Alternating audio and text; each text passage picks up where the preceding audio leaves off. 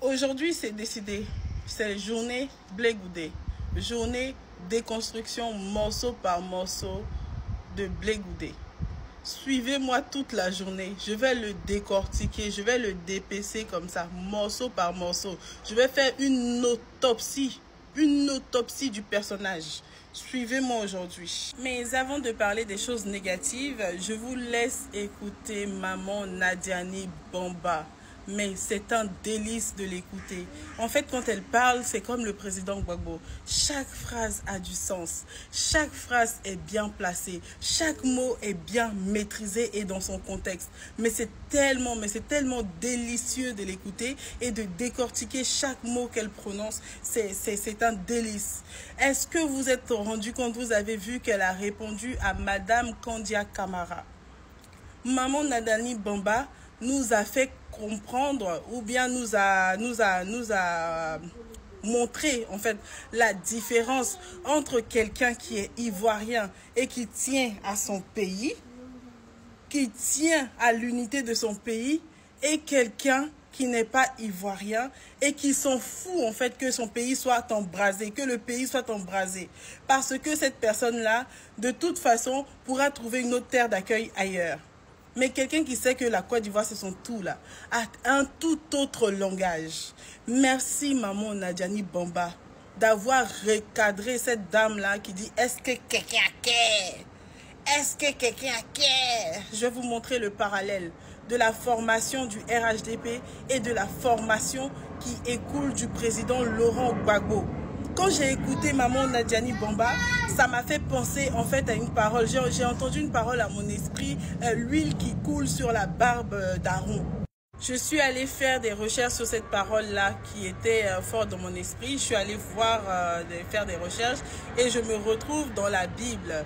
Et la Bible parle de l'huile qui a coulé sur la tête de Aaron et descendre jusqu'à la plante de ses pieds. Et tout, en fait, il nous parle de l'unité.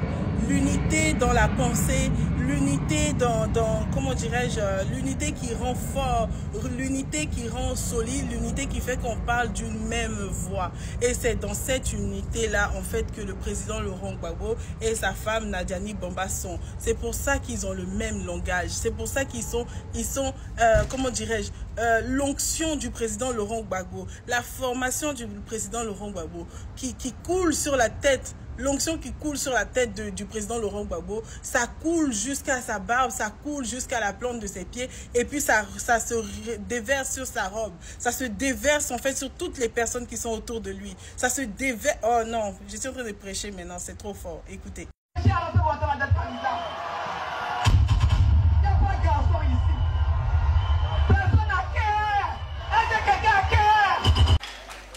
Chère maman, j'en appelle à votre cœur pour imposer vos choix. Je n'en appelle pas à ce cœur où on dit qui a cœur. Parce qu'en Côte d'Ivoire, quand on dit qui a cœur, cela ramène forcément à un cœur guerrier. Je ne vous poserai pas cette question parce que je sais que l'Ivoirien n'a pas cœur dans le sens où l'Ivoirien n'a pas un cœur de guerre. L'Ivoirien a un cœur de paix, un cœur d'enfant. L'Ivoirien a un cœur hospitalier, un cœur en joie, un cœur bon. Mais l'Ivoirien a aussi un cœur pour dire non quand il ne veut plus. Et l'Ivoirien sait se dresser sans armes devant n'importe quelle force quand il n'en peut plus. Je parle de ces Ivoiriennes qui en 1949 ont marché sur Grand Bassam pour exiger la libération de leurs époux. Je parle de ces Ivoiriens qui en 1958 ont chassé les Dahoméens parce que ces derniers occupaient tous les postes importants dans l'administration. Je parle de ces Ivoiriens qui en 1960 ont dans la paix ramené la liberté. Je parle de ces Ivoiriens qui en 2000 se sont levés contre la junte militaire pour installer le président Laurent Gbagbo. Je parle de ces jeunes Ivoiriens et dont nous devons être fiers, qui en 2004 se sont levés contre l'armée française pour protéger leur patrie. Honneur et gloire à nous Ivoiriens, à nous Ivoiriens, qui n'avons pas cœur, mais qui savons à un moment donné dire « trop, c'est trop ».